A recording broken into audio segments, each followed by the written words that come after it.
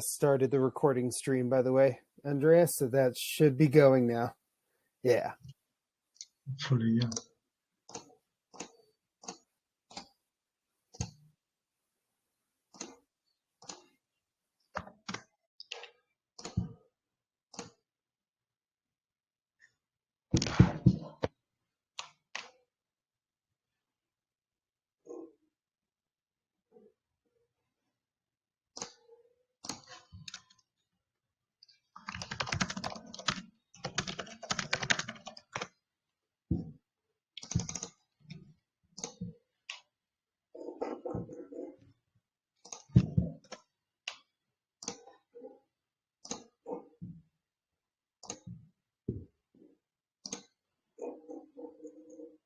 Okay, let's say we will start in 2 minutes from now, just to let people join.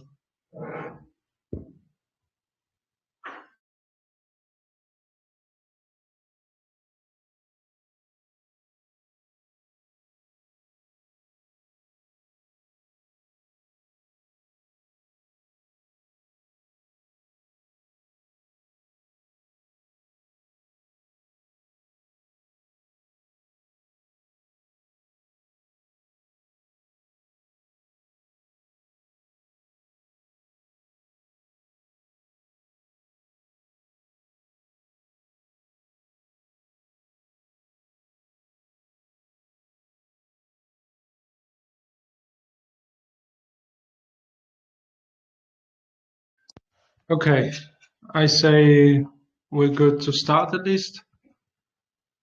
Wojtek, Oliver, are you ready to? Of course. As always. All right, so welcome everyone to this token dedicated AMA of Data Lake, the third with our founders. In this AMA, we received some questions as requested about the token, since the IDO is coming on the 7th of December, but also some other various questions. So I will say, let's start directly with the first question, which was asked by both Marco and Balung, which is simply, can you elaborate more on the rationale behind the Lake IDO? How is it gonna go, and when we will know more details about it? Wojtek, should I? So maybe I'll give the context of why we are conducting the IDO at this time of the market, because probably that's the question that many of you are having right now. And I'll pass the voice to Oliver to explain to you all the technical details about how the IDO is actually going to be conducted. So as you guys know, our fundamental model of operation is called the consent to earn type of system. So we are enabling people to give their consents and the power of attorney for the use of their sensitive medical data for researchers, and they are compensated for that fact. And we already have registered data orders amounting to $800,000 from a number of different companies. We've already integrated with a couple of hospitals. We've already ingested the first package of medical data, and we are just getting ready for the first commercial transfer in the data lake system that we hope to achieve by the end of the year. And to be able to deliver on our promise and pass part of the revenue, part of the proceedings back to the data donors who made it all possible, we actually need a token. So the reason we are launching a token right now during the bear market, in Q4 2022, is very simple. We just need the token for our fundamental business operations to deliver on the promise that we made to hundreds and thousands of patients who already became data donors with Data Lake. And for more technicalities, Oliver, please go ahead. Great. Yes. Let me give you a little bit of more technical overview. I would say rather a general. So as it was already announced in the past, we will be launching on December 7th, which is Wednesday, which I believe so. That's going to be actually in 15 days from now. So we're really excited. Last minute preparations are basically in progress. And so you would probably like to know how is it going to go. So what we're not going to announce yet is the listing price. But what I can tell you is the listing time and how to buy the token when we're going to launch. So let's perhaps start from the larger group here, asking pretty frequently about the Gleam.io contest and the airdrop, which is very closely connected with the token generation event happening on December 7. And as you might have already guessed, that is the date when you're going to receive the tokens you have won. We're going to be listing at 3 p.m. Central European time on Uniswap. And unless you're a Gleam.io contest winner, then you will be able actually to buy the token on Uniswap. We're going to announce the token contract on that exact date and time. So please beware all the fake contracts. There might be a lot of people trying to DM you or spread a lot of misinformation on Twitter or other social media. But I would like to really warn you just to buy the token from official sources, and that is from the contract that we are going to announce on our official social medias. To address one of the questions that appears all the time from you guys is how do you actually acquire the token? And our thinking and our philosophy, which is also in line with our values and what we stand for as the company, is to make it an equitable and democratic launch.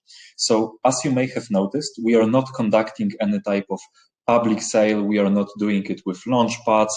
We do not require you to perform any kind of tasks or possess any other tokens that will guard access to being able to acquire lake tokens. You can actually do it straight from a decentralized exchange, straight from Uniswap. Everybody gets fair chances. Everybody can get access to the lake token upon the IDO. So we are not doing a launch or an IDO connected with launchpads. We are not blocking access to you as our community and as our investors through any kind of platforms. Everybody gets fair chances, and the first chance for everybody to acquire the lake token will be upon our IDO. Okay, so just to recap, the IDO is in 2 weeks. So yeah, exciting times. It will be on Uniswap, Ethereum. It will be a fair launch in the sense that we just provide liquidity for the token. We're not relying on expensive launch, but we're not making whitelist or of any sort. And the reason why we're launching now, even though the market isn't going too well, is simply because our system relies on the token, and we will also talk about how it relies on the token. And so we actually need to launch the token to launch the system. We already have data orders collected. We have data donors who have already signed the consent. So it's really time to launch. If I can add to that, Andrea, because I mean, this is something that we are also talking internally a lot. I mean, the timing, the market conditions, the situation with FTX and what's going on with the crypto world, right? But we are not only a cryptocurrency project. We are not only a Web3 project. We also operate in the context of healthcare industry. And we are also at the very beginning of a new trend, which bridges healthcare industry with Web3, which is called decentralized science. And if you look at the momentum of the projects that work in the healthcare sector, of the way that the healthcare and life sciences industry grows after the COVID pandemic, it is far from being the bear market.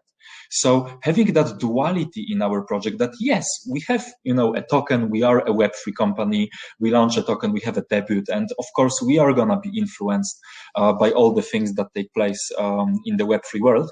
But on the other hand, time couldn't have been better for the second nature of our business, which is very closely connected with the healthcare industry, which capitalizes on the new growing trend, which can become the second DeFi in a couple of years, which is called decentralized science. And this is where we see a lot of traction and a lot of momentum from serious business players, from huge corporations, from very reputable global enterprises who are actually looking into real world use cases of Web3 blockchain technology technologies, decentralization, consent to earn, and decentralized science. So the way we look at it is we are building for years to come, and we are building, a donation system which is similar to blood donation, bone marrow donation. It's not something that we will do in a month or in a quarter. So having in mind that we are building for the years to come, we are actually not that worried with the current market conditions. We are mindful of the fact that we are probably bracing for a recession that will last for probably a year and a half or two, but it's fantastic time to build. And it's fantastic time to build something in the healthcare sector. In general, the healthcare, is not a market that moves with pumps and dumps. It's something, so we need to, provide a new basis. We need to release the new system, the new medical data economy, and then we need to let it develop in the following years. It's not something that happens in a couple of weeks. So, So another question about the token. I mean, before going into the specific questions, I will ask you, either you, Wojtek, or Oliver, to give just an overview of what is this token for, and what is it for, and what are the mechanisms, what is its tokenomics, its allocation. So please go ahead. So I was the first one before, so maybe Oliver will take the lead. Are you ready, man?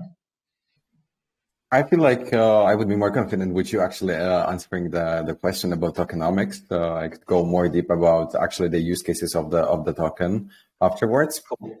Cool. Makes sense. So let's start from the basics. So the question that we are asked all the time is, why do you guys need a token at all? And there is a couple of reasons. So first of all, we actually firmly believe that if you share your medical data, if you share your any kind of data, for-profit reasons, for for-profit goals, you should be fairly compensated for doing so. And so it happens that it's very difficult to compensate people for contributing their data with fiat currencies. And there is a number of obstacles. So first of all, you cannot pay directly for consents, and you cannot pay directly for people to pass you their health information, the same way you cannot pay for blood or organs or bone marrow or anything, like that. So first of all, we need a token because it's a legal way for us to compensate people for ongoing participation and incentivize them to become data donors, right? And we can do it cross borders. So we can have one token, which is universal for all the donation systems with data that will be popping up everywhere in the world. And by having one token, we also achieve one additional very important thing. So if you look at different donation systems in medicine, like blood donation or bone marrow donation, they were born out of a very burning healthcare need, because we actually needed to treat patients who were dying because of lack of blood or because of blood cancer, which is treated with bone marrow transplant, right? And it was born as a social movement of people, of citizens, of doctors, of scientists who actually wanted to change something in the world, who wanted to do something differently. And what connected all these people is that they shared common beliefs and common values. But what they didn't have is they didn't have economic incentives for all the social movement to share also the same type of economic incentives and one token that aligns monetary gain and monetary outcome for all the social movement participants. And this is a very powerful weapon, because using the token, we can align interests of patients, pharmaceutical companies, hospitals, consent collectors, integrators, trust entities, us as a team, you as investors, and everybody is looking in the same direction. And we have vested interest in making this new donation system actually work and happen in the future. So that's the second reason. So the first one, we need to compensate the patients. The second one, we need to have a vehicle of aligning interests of the social movement that we are creating. And third, because we are very pragmatic, we also need the token to solve a couple of business problems that we currently have. And the problem that we currently have is that we registered 15 orders for medical data from various companies. How do we decide which company gets access to data first? How do we decide which company accesses data for how long? How do we decide to which company we conduct actually targeted consent collection campaigns in different hospitals in different countries. We don't want to be making these decisions. These decisions have to be made by ecosystem participants. That's why one of the utilities of the token is what we call preference staking. So by acquiring the token, ecosystem participants will have a say in how data is accessed, what's the so-called service level agreement of accessing the data of different token holders. And participants of the system will be able to influence the decisions that we make as the data lake ecosystem collectively by using the token to engage in governance. So these are three main reasons. So first one, compensation for patients. Second one, alignment of interests of all the participants of the movement. And the third one is actually governing the way we are accessing data, which is a critical resource for the whole $1 billion life sciences industry. And by the virtue of having the token, we can govern the access to a critical resource, which is often a competitive advantage for one company over the other. So think also about data lake as a mine, where we mine all the healthcare data for the life sciences industry. The same as defense industry needs steel mines or uranium mines to function. So it's a mine of a critical resource for a huge, huge, huge industry, which is growing every year.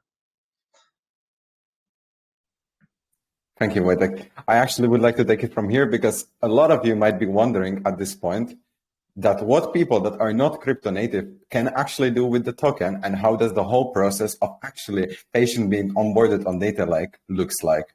So I would like to actually quickly give you an overview of the journey of a patient that gave us the consent.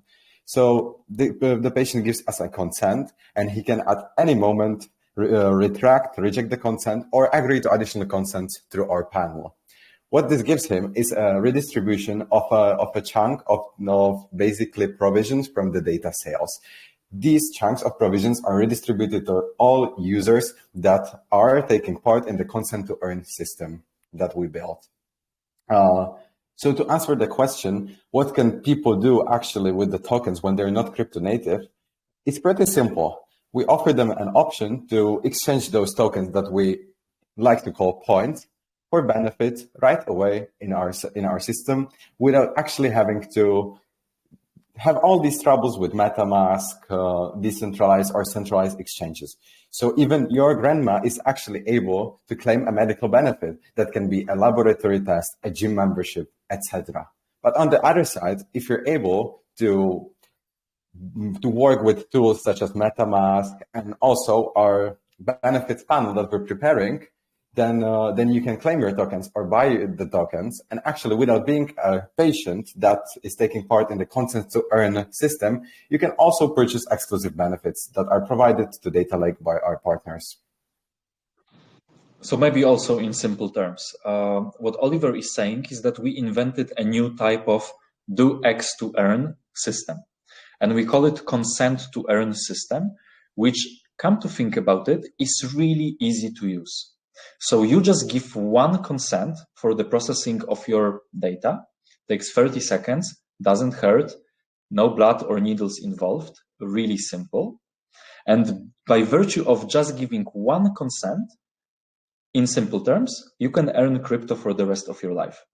You don't have to sweat on the gym, you don't have to go and jog in the park, you don't have to actually do anything more, just one simple consent is enough.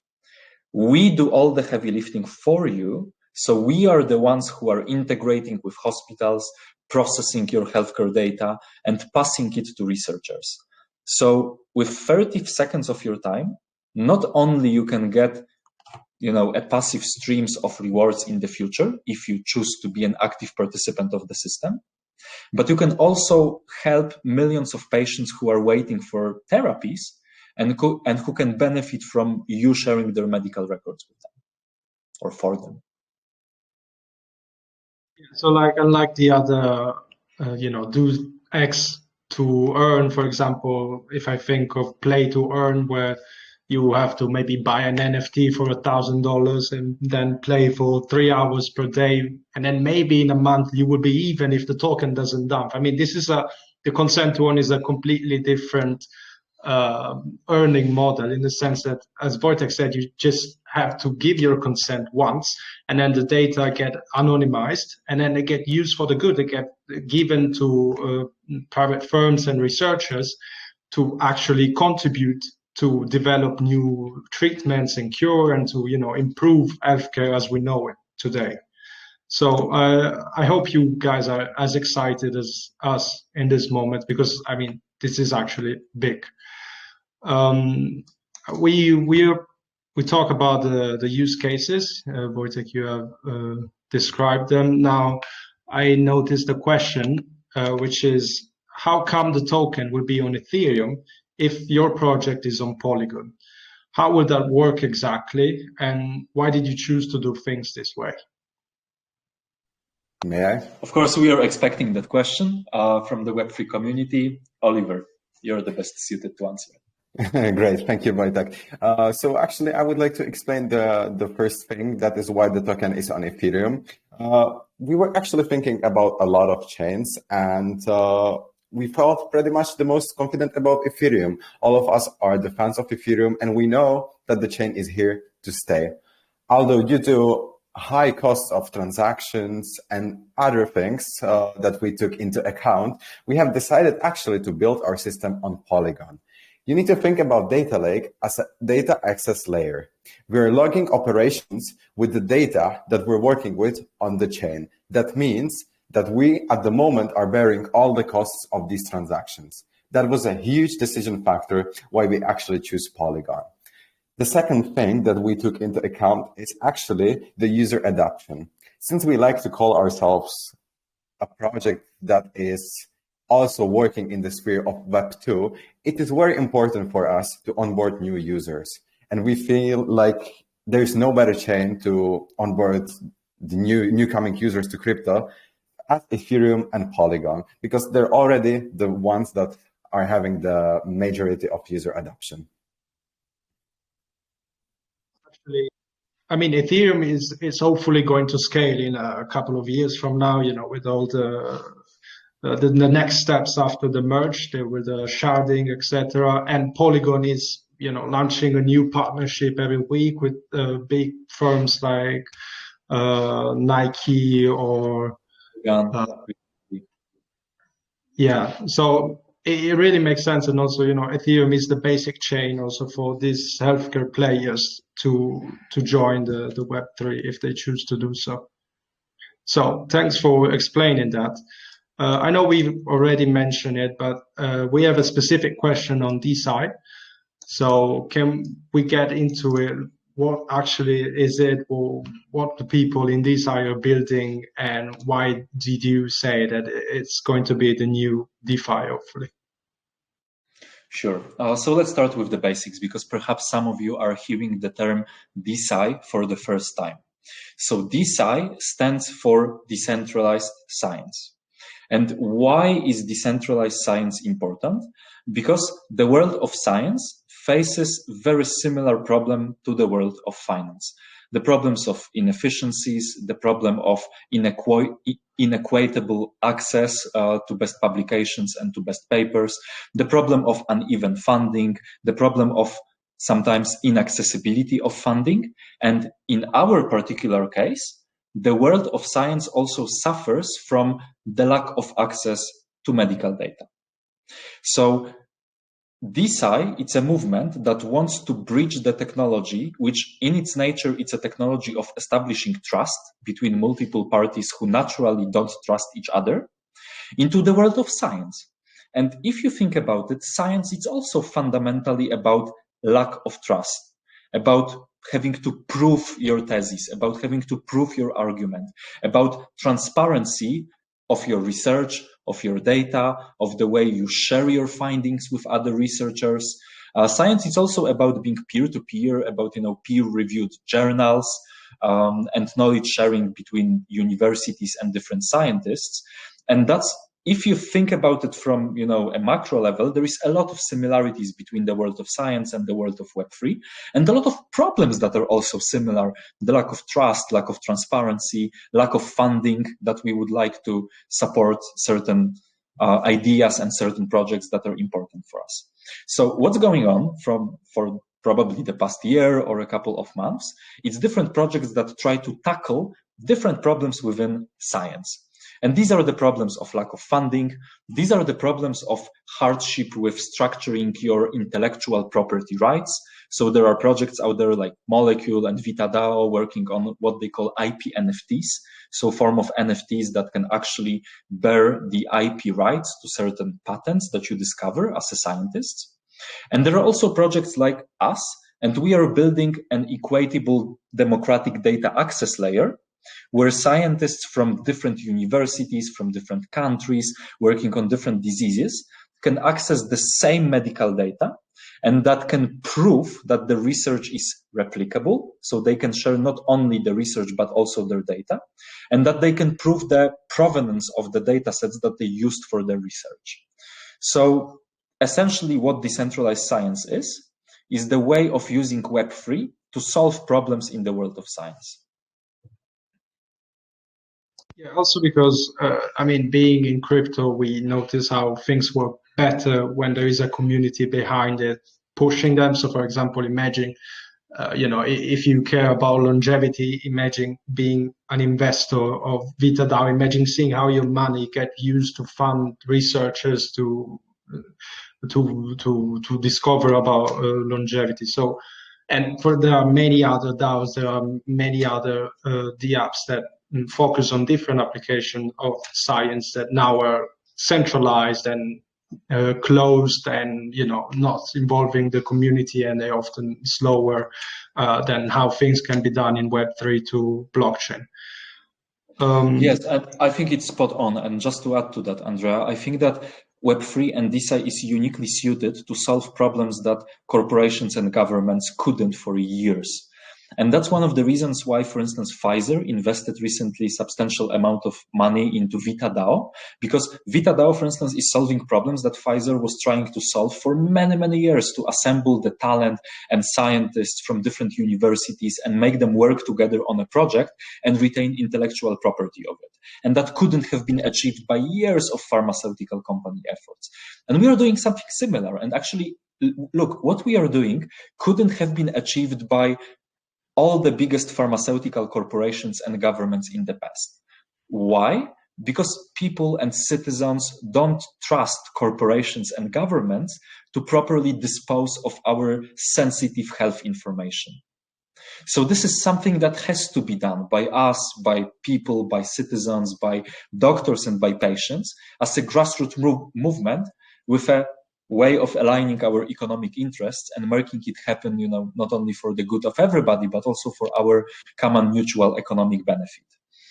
So I think that DeSci is also uniquely suited to solve the problems that the industry couldn't for the limitations of central structures. Yeah, and I mean, you, Wojtek, and as well as Ligia, our other co-founder, you both are medical doctors, so you've seen these things. You've seen what healthcare, what medicine needs at this stage, and you, with many other doctors or experts that are actually building in DeSci right now as we talk. I will move on to the next question, which is more general. Perhaps I will leave it in the end. I will first ask you the question made by a user called No Name, which is quite ironic. Which is, what is the take on Pharma Ledger, and do you see their health data solution as more of a competitor or an actual collaborator? Now, are you familiar with Pharma Ledger?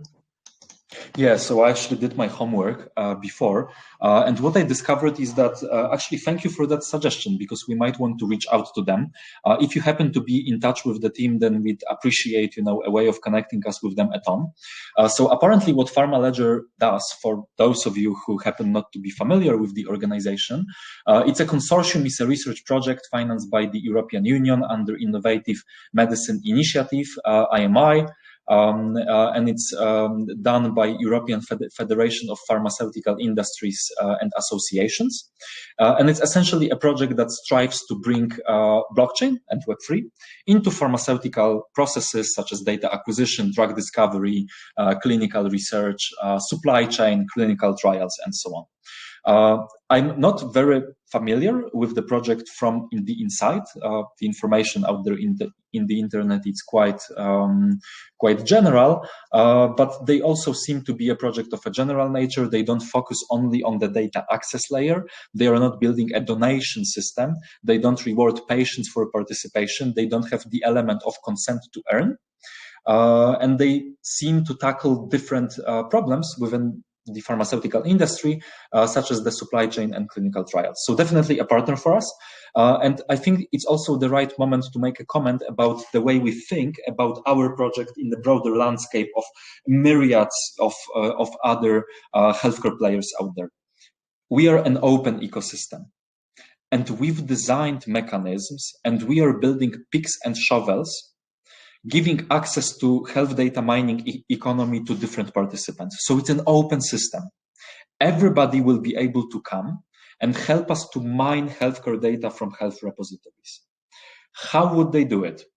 So they can either join us and help us in consent collection, and we are already building the franchise-like model that can be scaled everywhere in the world, where different partners will receive not only our information systems, but also communication frameworks, graphics, materials, and the way, the processes, the legal opinions, how to acquire consent from people legally, electronically, or on paper. And these partners will be able to replicate our consent collection systems in different contexts in different countries.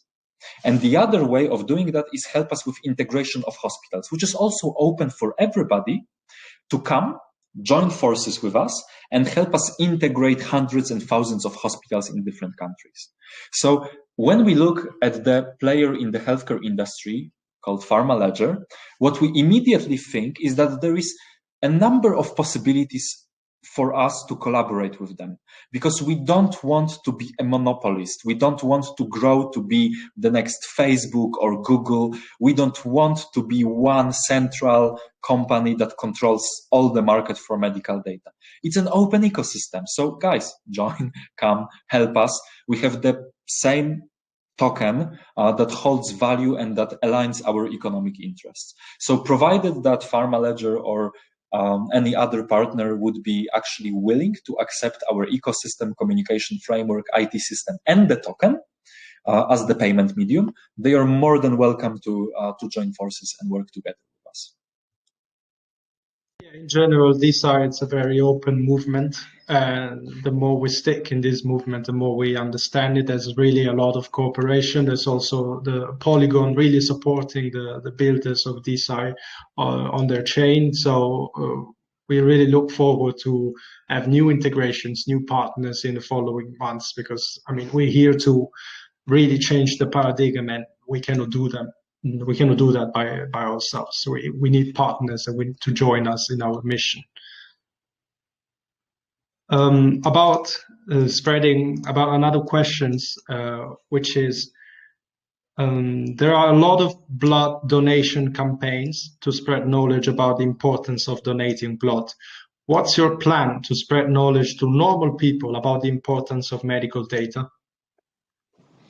So I think that we don't have to reinvent the wheel.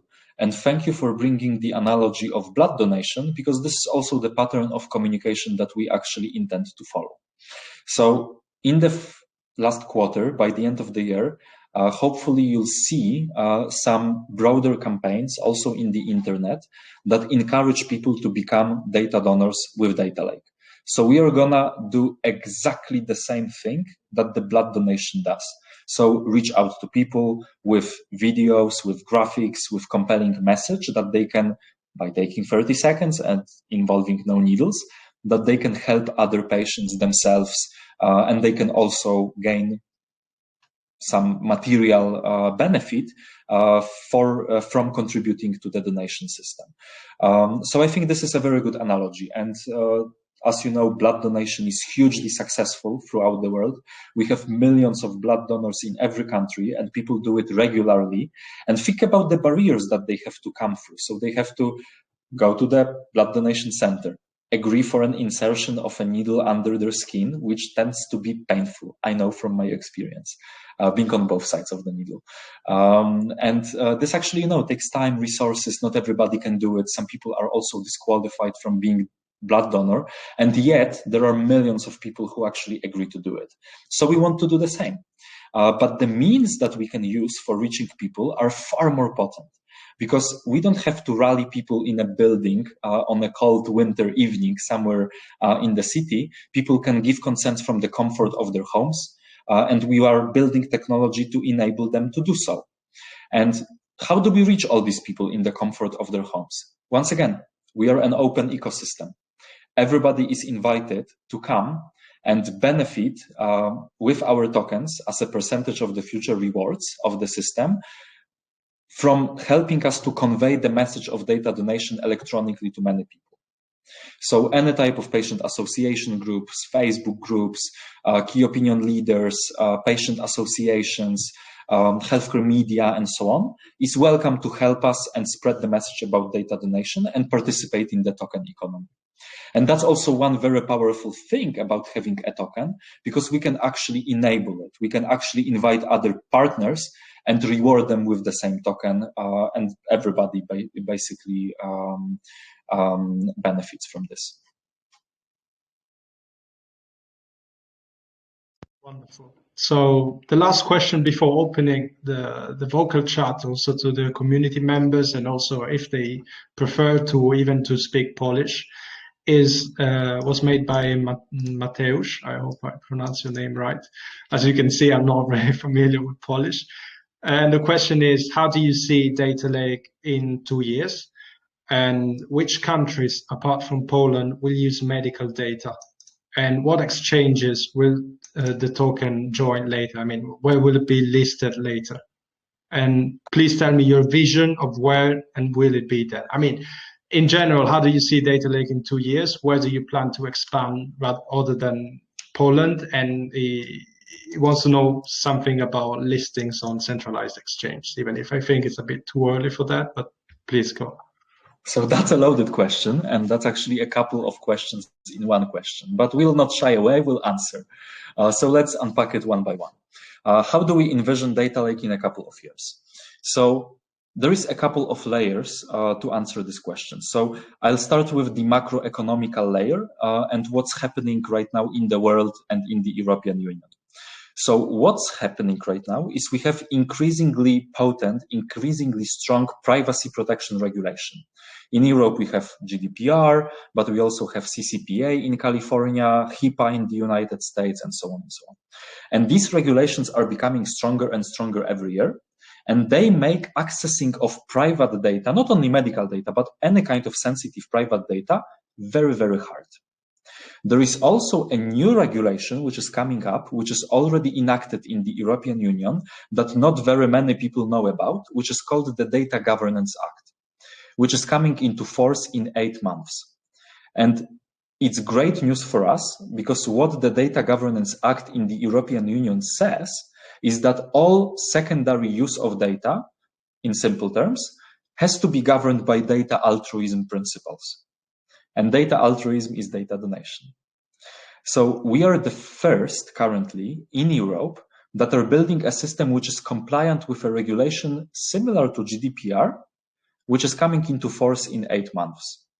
So where we see ourselves in 8 to 12 months after Data Governance Act is already coming into force, we see ourselves as the first company that can supply a compliant infrastructure for exchange of sensitive and private data for the whole continent, for the whole European economic area, in line with the new regulation which is already coming. And if you see what is going on in the world, there are also very similar privacy protection regulations being implemented everywhere. So in terms of our roadmap, we are going to start with the European Union, because that's where our value proposition is the strongest right now. But it doesn't mean that we cannot expand to different countries, and will in fact do so, because everywhere in the world you can give the consent, everywhere in the world you can give the power of attorney, and almost everywhere in the world it gives us access to medical data on patients' behalf. So we'll start with what we've already been doing for years, being also funded by the European Union before. So we'll address something that we call the data poverty trap. Yes, and we'll do it in the European Union first, and the rest of the countries will follow. I see that Ligia has joined. Do you want to say a couple of words? Yes, I'm trying. Oh, okay, I can see myself now. I just wanted to say hi. I just ended another meeting, but you are doing great. So I don't know, maybe I have a little bit to add to it when it comes to internationalization to project. I'm happy to share with you, and this is information that we shared already on a couple of AMAs, that we are cooperating with a couple of international organizations, including EIT Health, that is European organization under European Union that aims on innovations in healthcare. This is our partner that works with us from the very beginning. We cooperate with each alliance. This is an organization that associates together 900 healthcare organizations from more than 70 countries in the world. We cooperate with International Hospital Federation, and we already spoke with them about data donation, medical data donation scheme. Actually, we spoke with them in person like 2 weeks ago on the World Hospital Congress. And we are now in discussions with organizations from 5 another countries, European countries.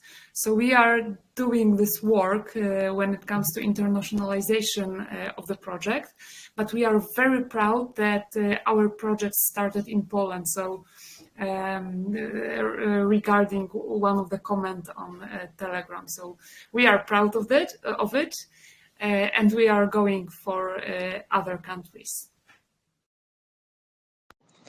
Regarding the centralized exchange listings, because that was the other part of the question, we are already with contact with a couple of market makers, and the way the process works is that by having an agreement with a market maker, you essentially get introductions to a couple of centralized exchanges, and that process will most likely start at the beginning of 2023. And we aim to be listed on the first centralized exchange within 6 months of the TG. So I believe that's a very complete answer. I would actually like to close this off. As Ligia mentioned, we're really proud of the reputable partners we're having, and we're really careful with selecting an exchange that is going to be a great partner of us. Also, with regards to the recent events that have also happened, it is something that we're thinking of really deeply. And as we said already, we're a project that is open to everyone. We want everyone to join. So we also want to cover as many markets as possible to be able to invest in our token. And to be very honest from my side, I'm really happy we're launching on Uniswap on a decentralized exchange as first, because that gives the opportunity for everyone to actually join. In a safe way. In a safe way. In a decentralized and safe way, yeah.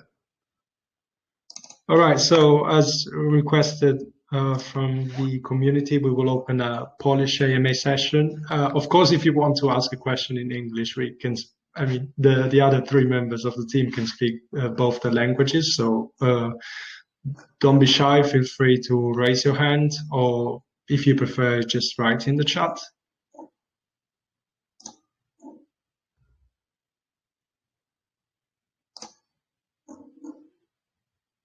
Let's see if any Polish user, they were so excited that they couldn't even speak English. They couldn't even take the time to translate. So I see 2 people are typing, yeah. You can also, join the call and ask your question by voice if you prefer.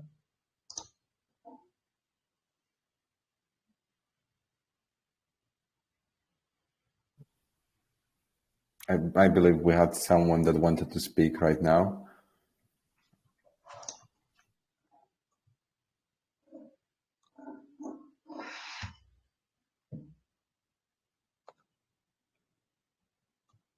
Dobry wieczór. Dobry wieczór. Chciałem się zapytać, czy już wiadomo, jaka będzie cena na Uniswapie i jaka będzie cena ewentualnie na DEXach? I czy będzie duża różnica? Right. So let me translate for the English-speaking part of our audience.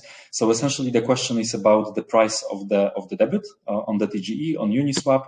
Can we already disclose it, and whether there's going to be any difference between the TGE price and the price on the DEX? So I can answer the second part of the question. So there's not going to be a difference. So the price of the listing will be equal to the price of the token generation event. And as for the price of the debut, we are going to announce it just before the launch. Aha, no bo jednak mieć vesting, a nie mieć vestingu to jest duża różnica. To prawda. Okej, dziękuję. Pozdrawiam. Dzięki. Feel free to also answer in Polish, to repeat what you said in Polish if you want. Pewnie. Pytanie dotyczyło ceny debiutu na giełdzie oraz tego, czy będzie różnica między ceną stworzenia tokena, ceną TGE, a ceną debiutu na Uniswapie. Cenę debiutu na Uniswapie ogłosimy tuż przed debiutem, w ostatnim tygodniu przed debiutem, czyli pierwszym tygodniu grudnia, oraz nie planujemy różnicy w cenie między TGE a debiutem na giełdzie. To będzie ta sama cena. See already there's another question in Polish, which of course I will avoid to read, by Adrian. Who wants to take it? I can take it. All right. Generally, the question is about the way we are going to conduct IDO technically, and how the previous investors are going to receive their lake tokens. Are they going to be made available before the IDO, and at what time does the IDO happen?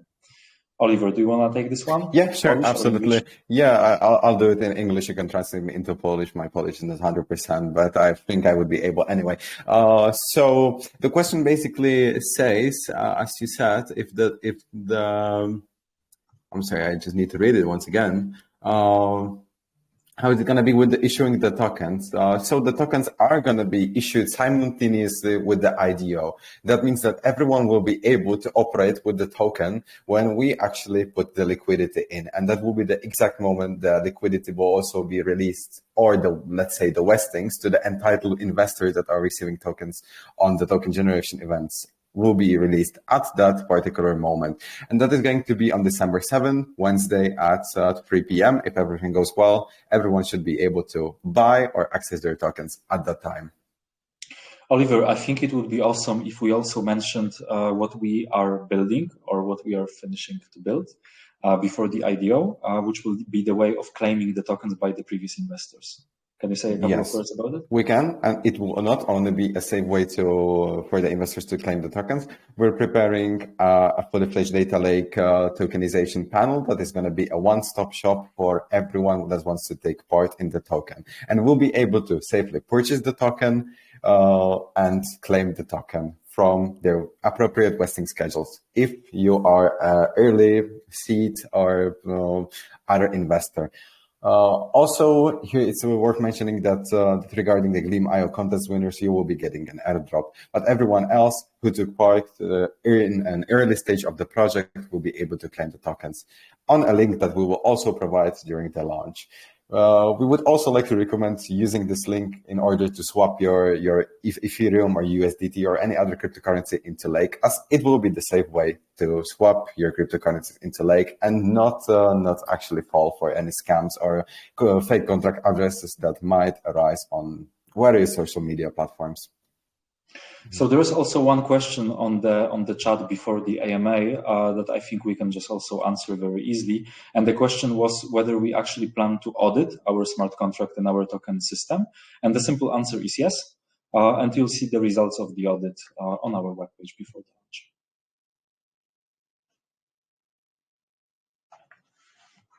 I will comment that actually everything that we are announcing now will be written down, will be announced by the proper time. It will be plain, it will be explained, and we will be there answering questions and doubts if you will have any. Now, I invite you to read one of the questions that have been asked in Polish in the chat, and if you want, I invite you to answer in both languages, because this section is already the Polish session, the Polish AMA session. So let's do it bilingual at least. Sure. So chciałem tylko zapytać Adrian, Adrian S. na naszym czacie, ponieważ to było twoje pytanie, czy chciałbyś, żebyśmy powtórzyli odpowiedź po polsku, czy odpowiedź po angielsku ci wystarczy? Jeśli byłbyś w stanie napisać, to by było super, bo chcemy się upewnić, że twoje pytanie zostało odpowiedziane. Możemy wziąć się za kolejne. Kolejne pytanie jest takie, czy planujemy przed listingiem marketing typowo pod krypto, czy raczej macie zamiar skupić się na rozwoju i działać biznesowo? To jest bardzo dobre pytanie, bo tak naprawdę odpowiedź jest taka, że robimy obie rzeczy. To znaczy robimy marketing krypto, natomiast w obecnych kondycjach rynkowych uważamy, że po prostu nie ma sensu inwestować bardzo znacznych środków, które moglibyśmy przeznaczyć na działalność biznesową, ogromnie w marketing, ponieważ nie przyniesie to spodziewanych rezultatów. To nie oznacza, że nie robimy marketingu. Jak zobaczyliście, na przykład pojawiliśmy się w bitcoin.com i w szeregu innych bardzo znanych i międzynarodowych publikacji. Natomiast jesteśmy bardzo ostrożni pod kątem wybierania miejsc, w których się pojawiamy jako data lake. Chcemy zawsze patrzeć przez filtr taki, czy jeżeli na naszą publikację spojrzy szpital albo nasz partner biznesowy, bądź ktoś, z kim rozmawiamy w instytucjach publicznych, czy będzie to dobry komunikat, czy będzie to taki komunikat, który naszego partnera nie odstraszy. I dlatego bardzo ostrożnie wybieramy partnerów, którzy promują Data Lake i dlatego również tych kanałów marketingowych jest pewnie mniej, natomiast one wszystkie są dobrej jakości i cieszą się dobrą reputacją. So just to repeat in English, the question was whether we plan to, before the listing, whether we plan to do any type of crypto-specific marketing or do we rather focus on the business development? And the answer is that we are doing both. But we are actually very focused and very mindful of the fact that we want to appear only in reputable publications, given the fact that many of our business partners actually work in healthcare industry, are both public and private players, and we don't want to deter these partners from partnering with Data Lake by being present in channels that are not suitable for the type of messaging that we want to convey.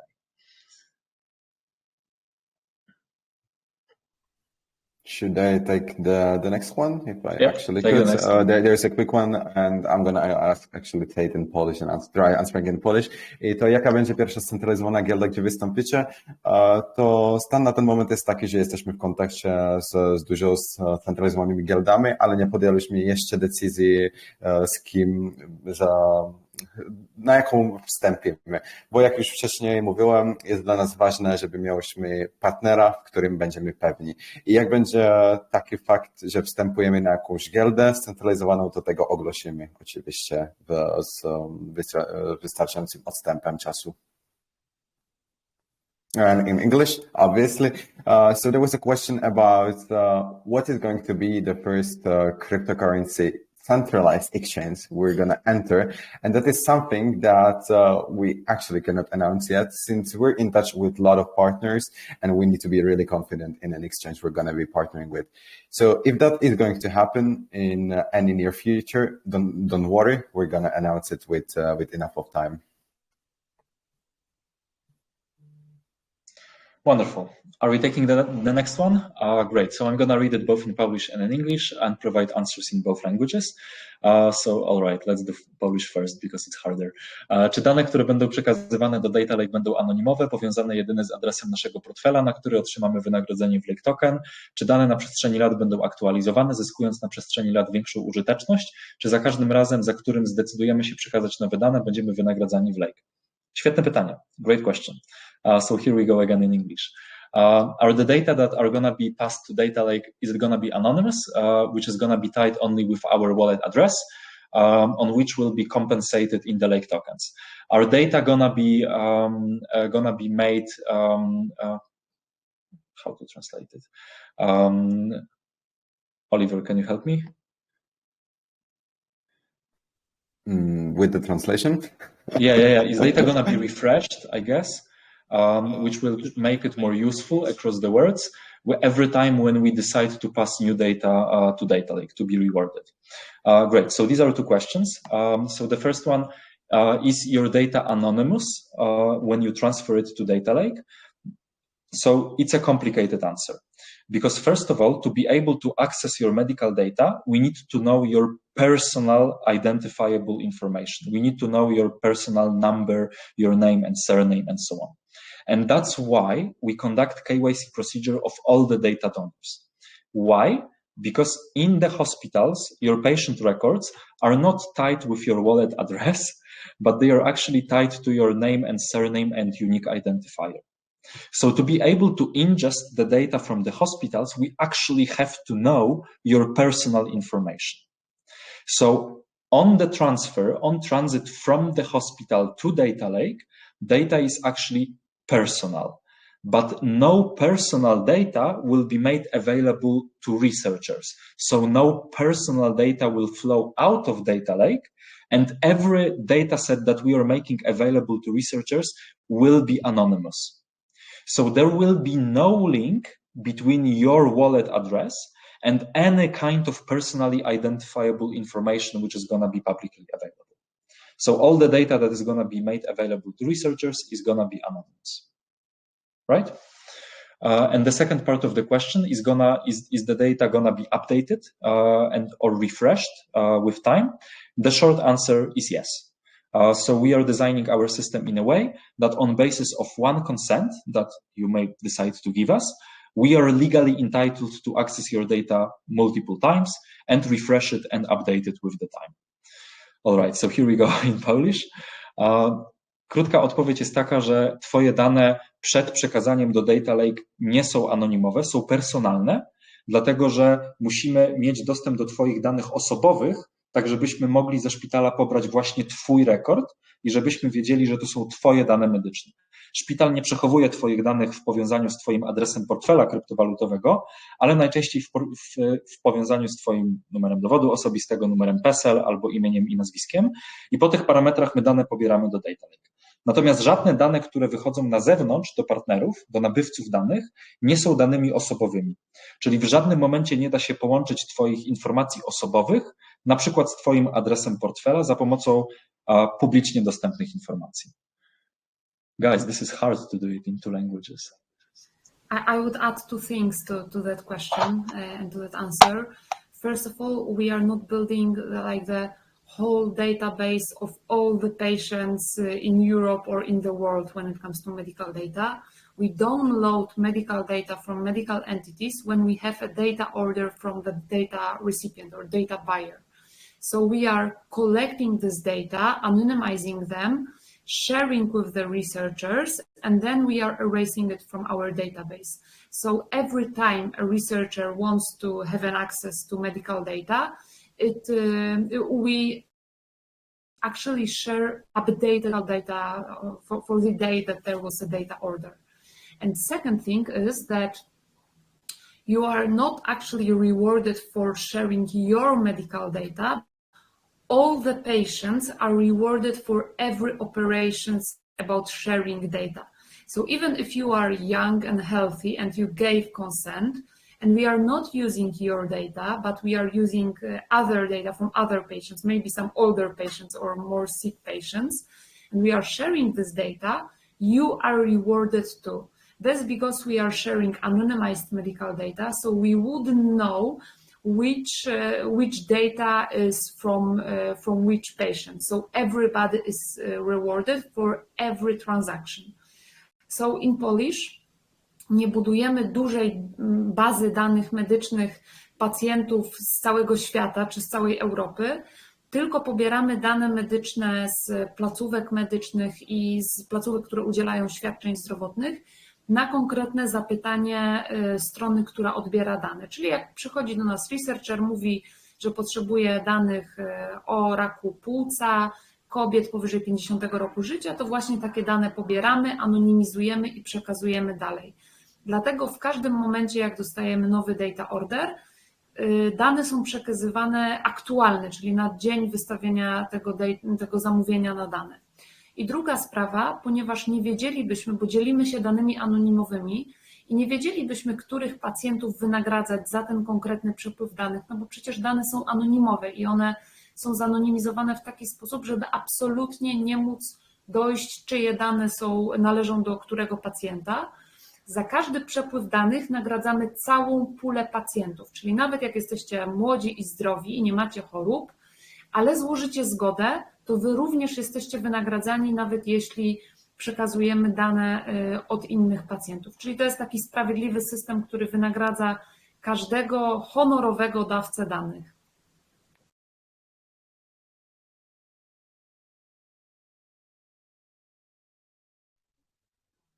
I think you're muted, Wojtek. I think I am muted.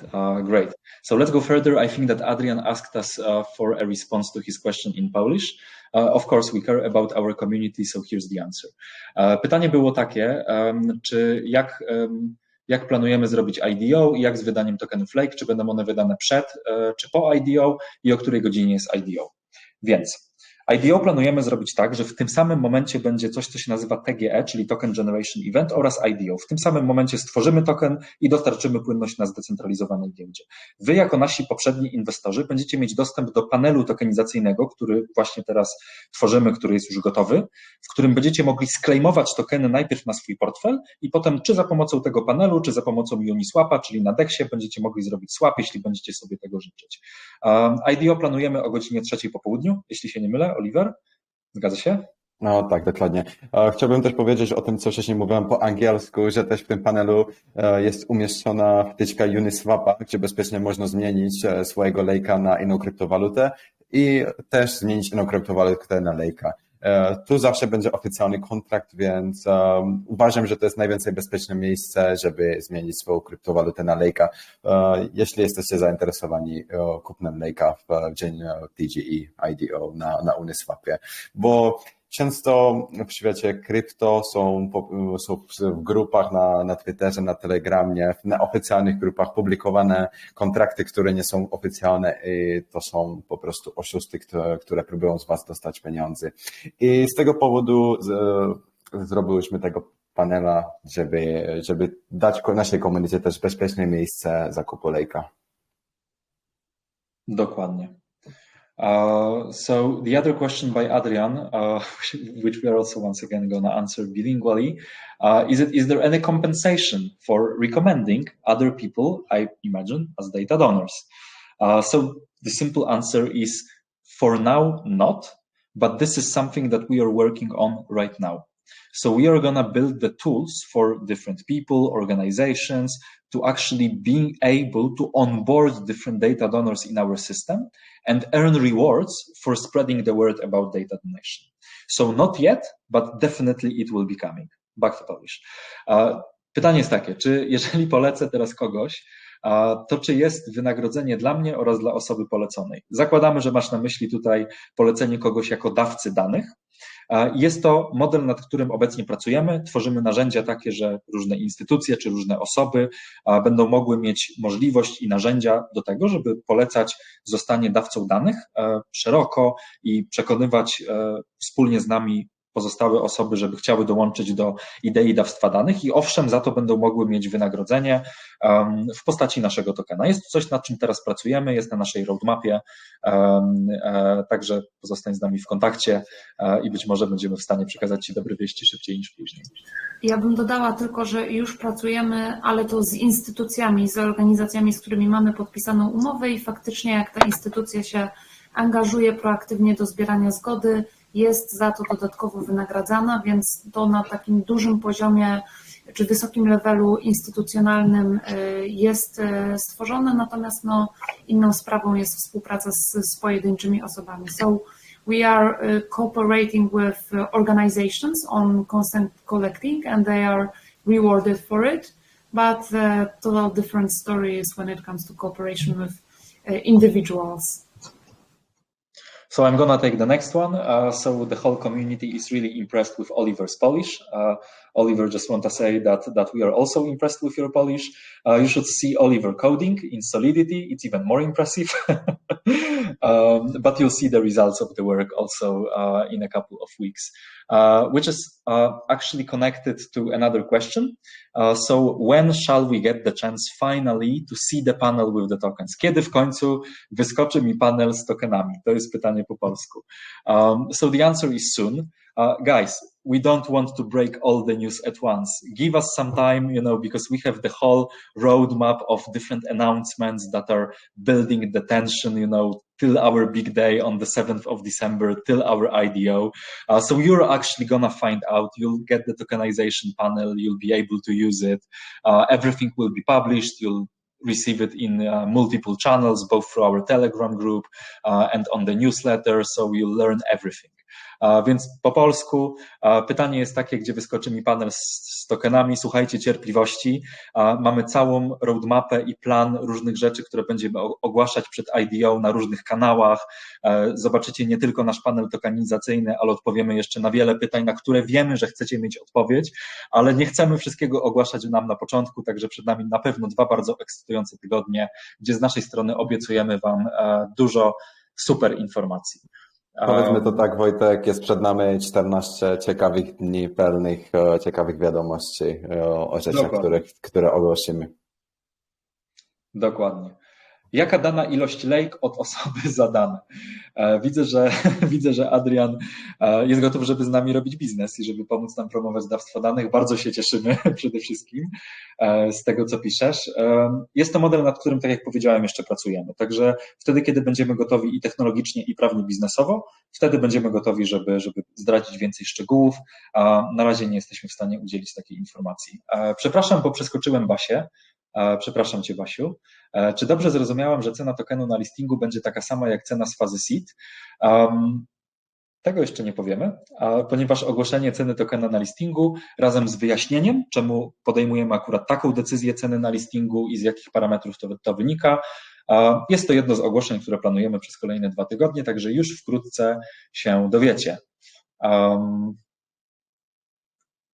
Wojciech lubi rozmawiać z kumatymi osobami. To teraz jest komplement do mnie. Bardzo dziękuję. Bardzo mi miło. Z Tobą również bardzo dobrze się rozmawia. Czy chcesz wymienić, z jakimi giełdami rozmawiacie? Jest to również jedno z ogłoszeń, które planujemy zrobić w najbliższym. Wojtek, to z jakimi giełdami rozmawiamy, to jest raczej pytanie na temat gield centralizowanych i tam chyba jeszcze nie jesteśmy w stanie ogłosić tego faktu, bo to też głównie z powodów prawnych. Mamy podpisane NDA, ale jak obiecałem, jak nadejdzie ten czas, gdzie będziemy zarystowani na giełdzie centralizowanej, to oczywiście ogłosimy tego faktu. Dokładnie.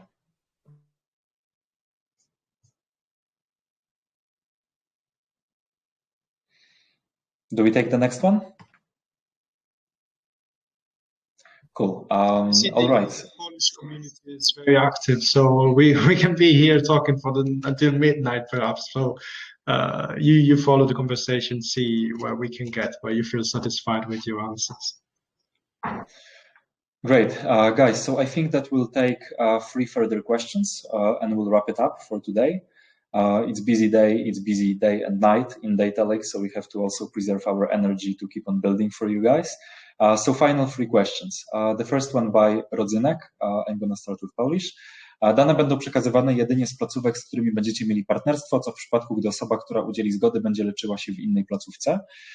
Więc tak, żeby pobrać dane z placówki medycznej, musimy mieć z nią partnerstwo oraz musimy być z nią zintegrowani.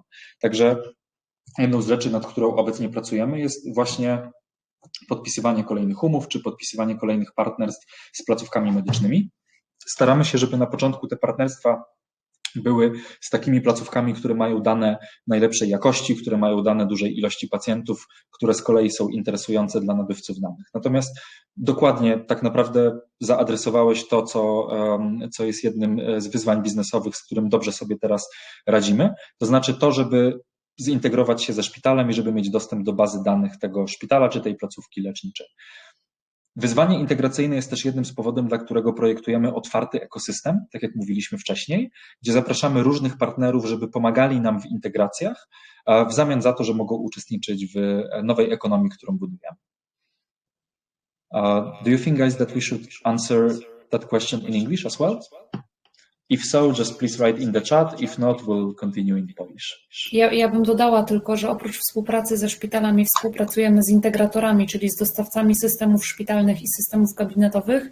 I wydaje mi się, że już ogłaszaliśmy jedną informację, że jedną umowę mamy podpisaną właśnie z takim integratorem, który umożliwia, wiecie, za pomocą jednej umowy daje nam dostęp informatyczny do na przykład kilkuset placówek medycznych, co jest zupełnie dużo bardziej skalowalne. All right, so the next one. Spróbuję znowu po polsku. Adrian pisze, że mamy nadzieję, że cena tokena będzie dużo lepsza niż w SeedEye, bo wybiera już kolor Lambo. Oczywiście wszyscy mamy taką nadzieję. Czy możemy wymienić, z jakimi giełdami rozmawiacie? Na ten moment jeszcze nie.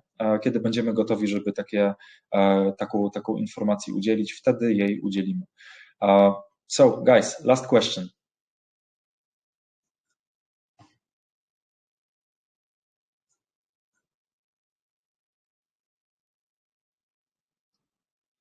All right, no question coming up. So someone's typing. Someone's typing. Let's await the last question. And you're breathtaking. That's for you, Oliver.